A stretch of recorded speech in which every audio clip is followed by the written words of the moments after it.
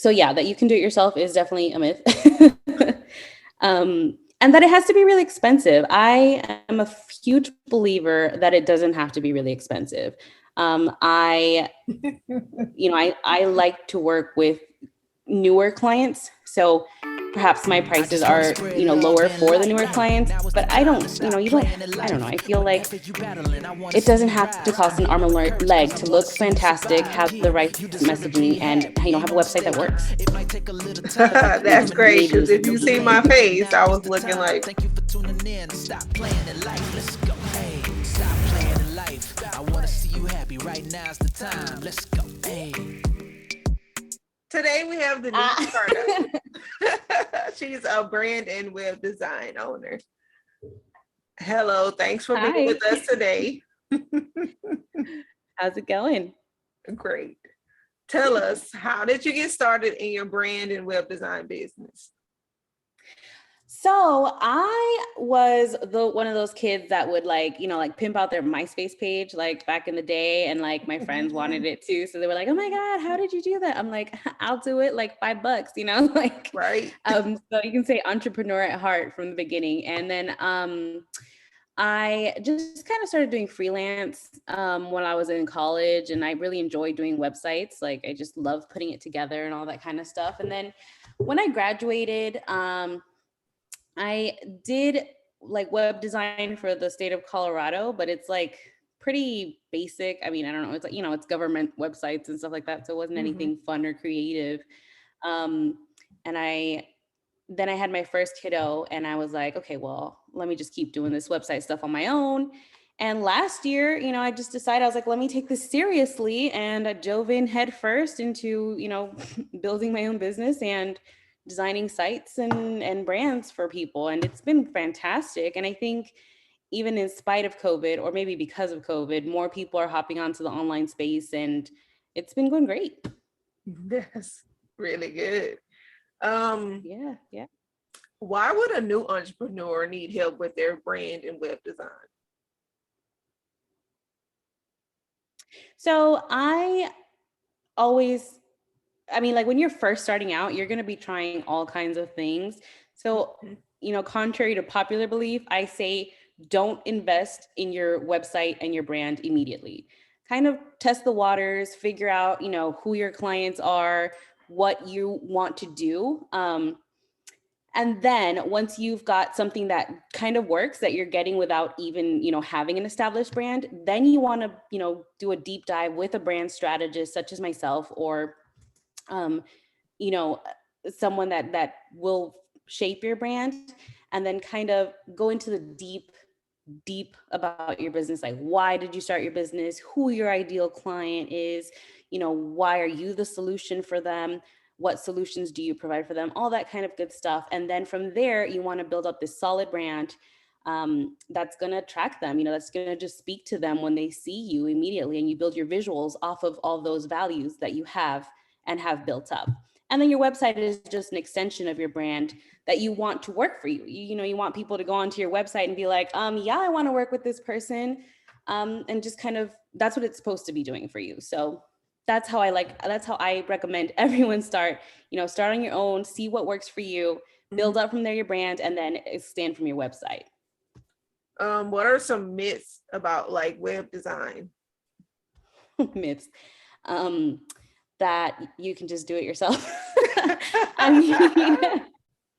I mean, there's so many free website builders out there, like Wix and Mhm. Squarespace, that anyone can essentially pop on and just, design a site and say, okay, here's my website. But I feel like you can definitely see the difference between someone that invested in their website and someone that just kind of put it up in a weekend kind of thing. Because, there's more to it. You want to ensure that you have like a customer journey. You want to, capture their attention. You have only 7 seconds to catch their attention, so you want to make sure you look good. You want to make sure you're saying the right thing. You want to make sure that, your client sees right away that this is for them. Um, so yeah, that you can do it yourself is definitely a myth. And that it has to be really expensive. I am a huge believer that it doesn't have to be really expensive. I like to work with newer clients. So perhaps my prices are, lower for the newer clients, but I don't, I don't know. I feel like it doesn't have to cost an arm and leg to look fantastic, have the right messaging, and, have a website that works. But that's That's great, maybe because just if you see me. my face, I was looking like, Yeah, exactly. I mean, like, like that may girl. just be me because, I know content, like some of my peers are, do charge quite a bit, and Mm. maybe I should start charging more. Like, I don't know. Do you do the websites where you like just charge them a flat fee, or do you do like a monthly thing to like manage their website? So I fully believe in empowering our entrepreneurs to kind of take it themselves. Okay. I don't mind managing it in the back end, but sometimes I feel like it's like really small things that you can do on your own Mm-hmm. sometimes. Like if you're doing, like, for example, WordPress website, you can update plugins with just a, click of a button. And I know people are like, oh my God, I don't want to mess anything up. But I always like to kind of do like a mini training on how you can do your website. And I'll send you videos or like a chat on how to manage it yourself, because ultimately when it changes, maybe a few months or a year or two down the road, I would like that for you to be able to go in and make those minimal changes instead of having to hire someone every single time that you have to, like, change a Something. sentence. Right. I mean, I'm doing that now with one of my websites, and it's like frustrating because it's like, why couldn't just pay you this flat fee and then I can do everything else? Yeah. Oh, certainly. I mean, that I do have like retainer clients, and they come in for everything every month, and they're like, can you do this? Can you do that? And I'll happily do it for you. Mm-hmm.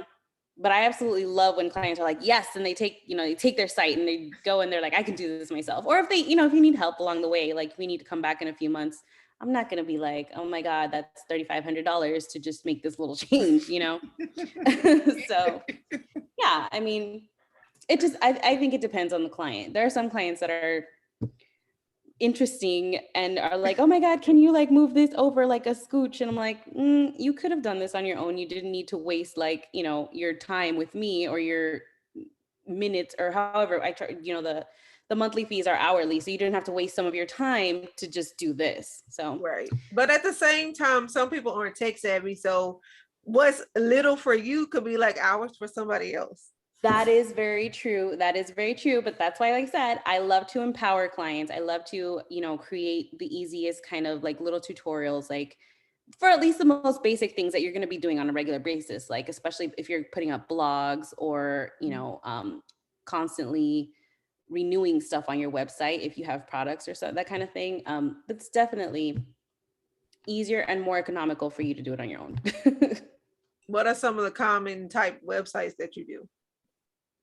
So I love to do for creative entrepreneurs, coaches, photographers, other service providers.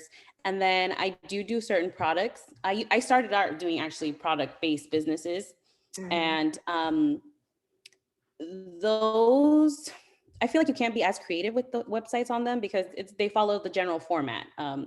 A very standard kind of similar format that every product website has. So I just love to be creative. So I really like when someone comes at me with like, oh, I want to do this crazy thing and I want it to be like, bold and pop and all that kind of stuff. So I can do both. I can do both and I enjoy doing both. But those creative ones that have a challenge like really, grab my heart. And I'm like, yes, I'll work with you. Do you also do like designs for like what is that place? What is that company? The Kajabi ones. I've Oh seen it's yeah. been very Mm-hmm. popular for people to like design people's Kajabi one or Shopify Yes. stores. Yep. Shop and lead pages and all those kind of Yes. funnel ones. Yeah, those are exactly for coaches, particularly. And any kind of content creator or course creator, if you have like a course that you're selling, I love those programs because it's kind of all in one. You get your email, you get your websites, you get your lead captures. I mean, you get everything in one. It's fantastic. Mm-hmm. And I actually was just wrapping that up before our chat here, a sales page on Kartra that, I mean, they're just great. They're great. And I do actually do all the tech setup for those too, because unlike you, I'm a little techie and I do enjoy the tech part, like finally getting something to work. I'm like, yes.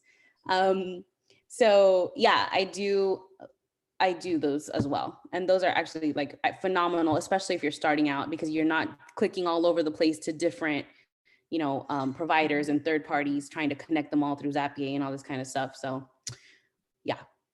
That's awesome. Yep.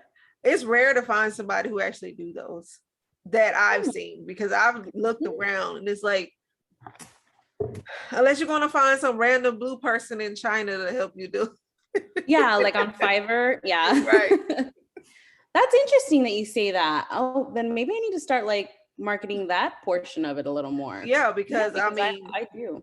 To me, I can get a Kajabi website, but I don't want to do it. Right. Like, It is a lot. Though there are a steep learning curve, because there's so many connected pieces in there. But yeah. I could. You got my wheels turning here. I'm like, maybe this needs to be like a new package. Yeah, I've been thinking about it actually for a couple of years, and I'm just thinking like, I'm not even about to invest my money because I don't want to create it. Like, I don't even want to do it. I mean, you can definitely do what they do as well. It's just using like, any of the other website providers, and then, connect your email, add a plugin that'll track leads. It's just a bunch of different pieces that you have to put together. But what's the point if it's ugly?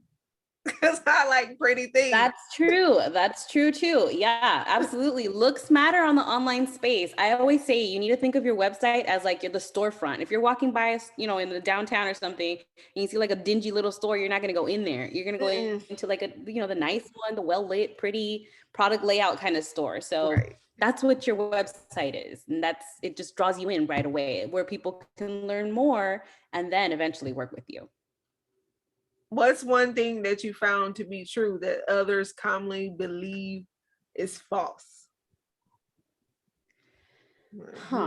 True, that's false. Oh, okay. So like, a lot of coaches like to say you don't need a website, that you can build your business off of social media. And while that is true, and while I do recommend you start like that, so you can test your offers and your product or your products, whichever one you're selling, think of how many times you have done business with someone that doesn't have a website. I feel like it's a little rarer rather than someone that does. I mean, you're like, you don't have a website, what? Like, why not? Kind of thing, Or at least a page. Yeah, exactly. Something, even just, something more than just your social media. And we saw like, what was it, last month or the month before? I don't remember, when Facebook went down. Then what are you going to do? What if something like that happens and it's gone for real? You're like, oh my Everybody God. was emailing. I got so many emails. On Facebook is down. Instagram is down. Like, well, and then, your website helps you build your emails. How will you build it without Facebook, right? There you go. Exactly. So, I mean, yes, there's truth in that you don't need to invest thousands of dollars in your website at first, but eventually you are going to need a website that represents you and your brand to, be legit, like, to be really out there. Right.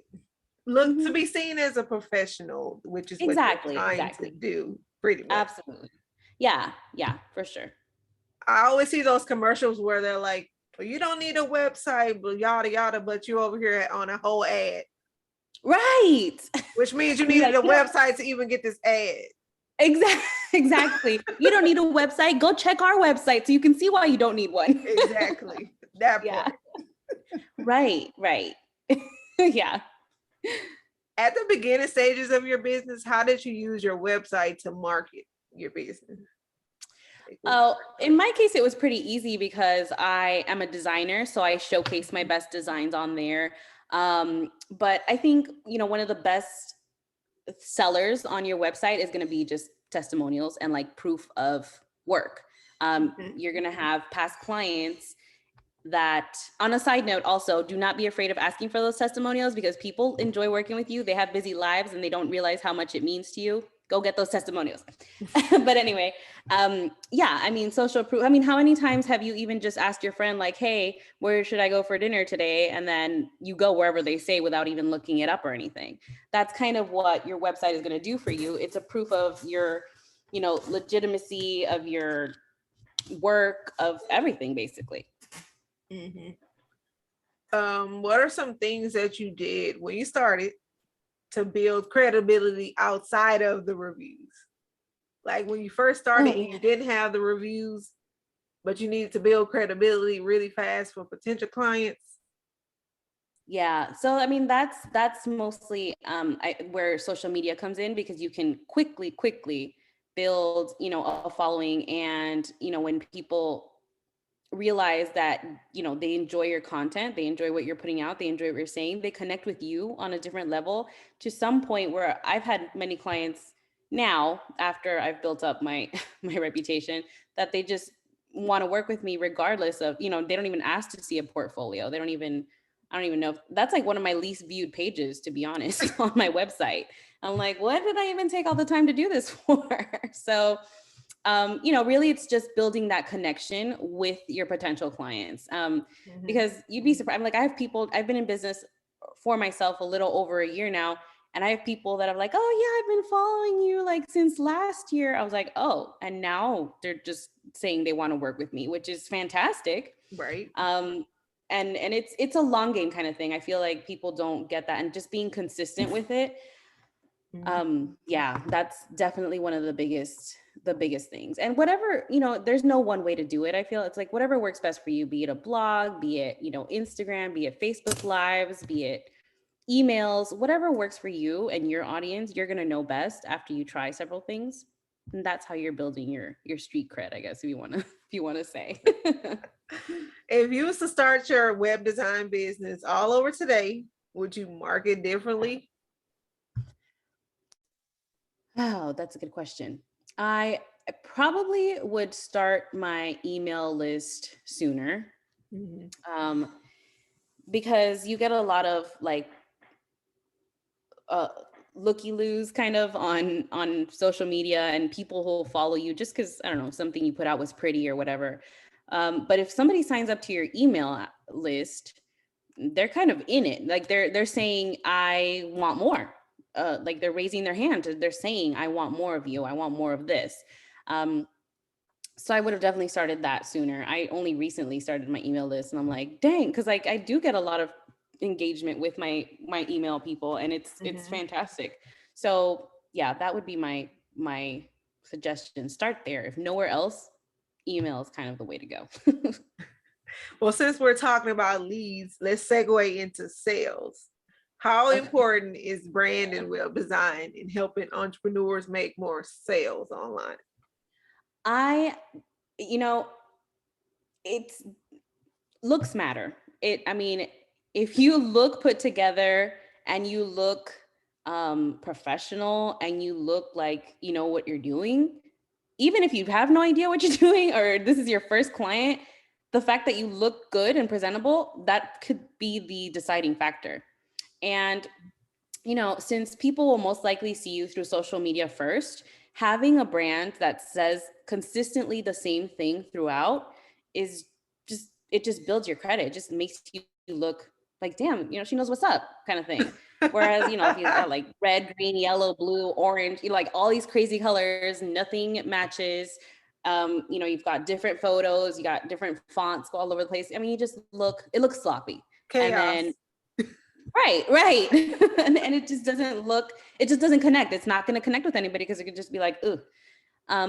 So I think, like, it's just one of those things that it'll draw them. And apart from that, like, humans are very visual people. So they're going to see you before they hear you or read about you or anything.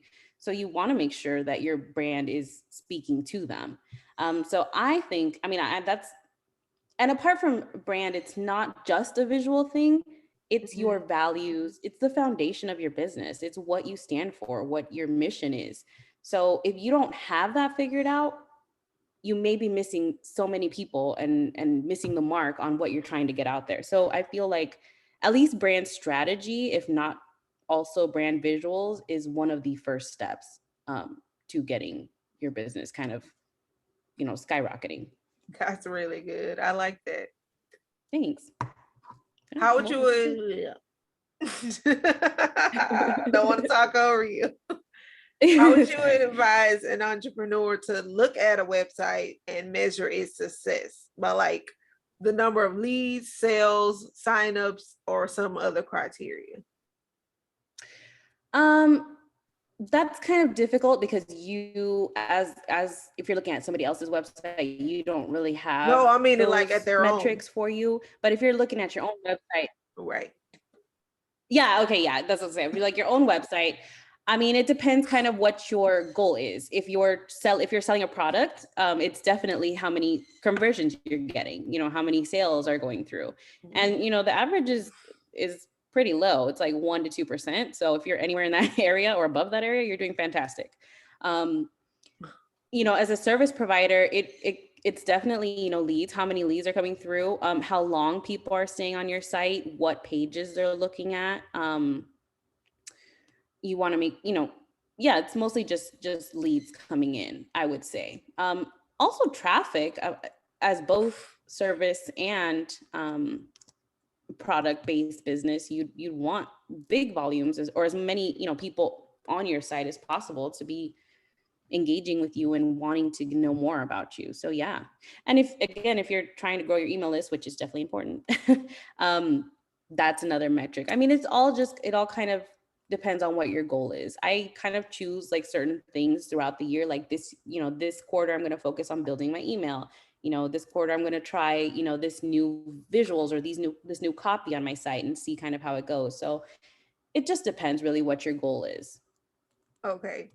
This is a hot topic, SEO. Oh, SEO. Yeah. There is so much, I feel like people think SEO is like the magic bullet to your website. And yeah, I like that eye roll there. SEO is fantastic for building the ranking of your webpage. Building the ranking of your webpage should get more eyes on it. What you want to make sure and be careful of is that you're getting the right eyes on it. Because if you're ranking for like, I don't know, if say you're selling a product and you're ranking for like shampoo and you're selling like body soap, right? You're failing in SEO. Same for location. Like if you're a location-based business and you're not ranking for your location, I mean, there's no point. So SEO is definitely helpful for getting traffic to your website, and then the rest of your website, the way it's built, the way it's set up, is what's going to convert. So getting traffic to your site doesn't automatically mean that you're going to make the sale. It doesn't mean that you're going to get the lead. It's the way your site is built, what's going to do that. But SEO is about getting the traffic to it, which is a huge part of it, because you can have the best website, the most fantastic, branding, and then nobody's going to your site. Right. So they kind of, they work in conjunction with each other. But in the beginning, if you are, when you're driving the traffic to your site from your social media and all that, definitely focus on the content of your site and the layout of your site before SEO is my general suggestion. But I'm not like a web design expert or anything, but I hate when people like contact me about SEO, because I'm like, I don't need to be at the top of the ranking. I'm not Amazon. I'm not even on their scale. So why do I, a little bitty solopreneur, need to be at the top of Google search anyway? Exactly. That's another one of those, like, if you're going to scale, if you're ready to scale, because what would it do for you even, at this stage, if you did rank number one and you're getting all these leads, what would you do with it? You'd be overwhelmed. So if you're not at that point yet, you definitely don't want to be on the first page of Google. Like, no, I'm not ready for this. Right. So yeah, I feel SEO is a little, not secondary, but yeah, I would say it's like a little secondary to the visual of your site. If driving traffic is not your main focus. What do you think about driving traffic from like Facebook ads to a website? Yeah, I actually think that's a great option, particularly when you're growing. Definitely not at the beginning. It's when you have a proven system. For example, you have a lead magnet that you know people love and everybody everybody signs up for it. And then maybe you have like a little, a mini offer at the end of it. And then that's how I would use Facebook ads.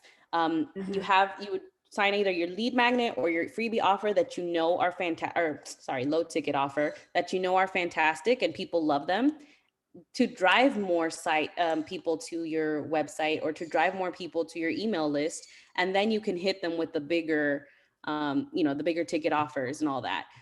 I don't think that Facebook ads are necessarily the most effective for high ticket offers. Definitely, I would feel not, because Facebook ads is kind of your starting point. Like you're getting cold to warmish audience there, and you're not going to be like, hey, come buy this $1,000 thing, and they have no idea who you are. Right. I do know from experience that what's happening already in your business is what's going to happen when you do the Facebook ad. Right. Like right. it's just going to explode at 10 depend- times. So if nothing's happening, nothing's going to happen in the ad. Exactly. That's why I'm saying you need to get your funnel that works organically and then move into ads if that's where you want to head. Are there any more design or design nuggets you would like to drop about for solopreneurs? For solopreneurs. Yeah, I mean, I think definitely get your messaging right. That's the most important part. And that's what at the beginning you struggle with the most, I feel, because you don't know if what you're saying is going to work. I mean, you may have this perfect offer, but the way you're getting it out there, you're not sure. And there's a lot of testing that goes on with that. Like, don't be afraid to change up your message. Don't be afraid to try something new. If you stick with something for a month or two and it's not pulling in the audience that you think it is, like, change it up. I mean, don't be afraid to test is my big advice. And yes, it's a pain in the butt. And yes, it's annoying to come up with new ideas, but you will eventually land on something that just clicks and works. And then, it's going to take off from there. So that's my biggest thing. Once you get that down, build it from there. Like, build your brand on that. That's great. I like that. Thanks. Yeah. Well, thanks so much for coming and sharing with us. How Absolutely. can people connect with you? So I'm on Instagram at Digital Palm Creative. Also on TikTok at Digital Palm Creative. That one I haven't worked on that much, but this is also like a little tip for you guys starting out. TikTok is so easy to grow. Like, just go there, grow on there. It's so easy. If you're afraid of the camera, you're going to have to get over it because that's kind of where. I'm not afraid of the camera so much as I just don't want to be on there. Oh, like I don't want to be doing little snippet videos and trying to come up with something new, edgy every day. I'm like, I ain't got the time. You would not believe, though. It is so easy to grow on there. It's like insane. But anyway, and then website at www.digitalpalmcreative.com. So help with all branding and web design needs. And I will drop all your info in the show notes. Thank you so much again. Thank you, Melissa. Can't wait. Thank you for tuning in. Stop playing at life. Let's go. Hey, you just listened to Melissa with Stop Playing at Life, because you know damn well you need to go out there and have a life. Right now's the time. Let's go. Hey.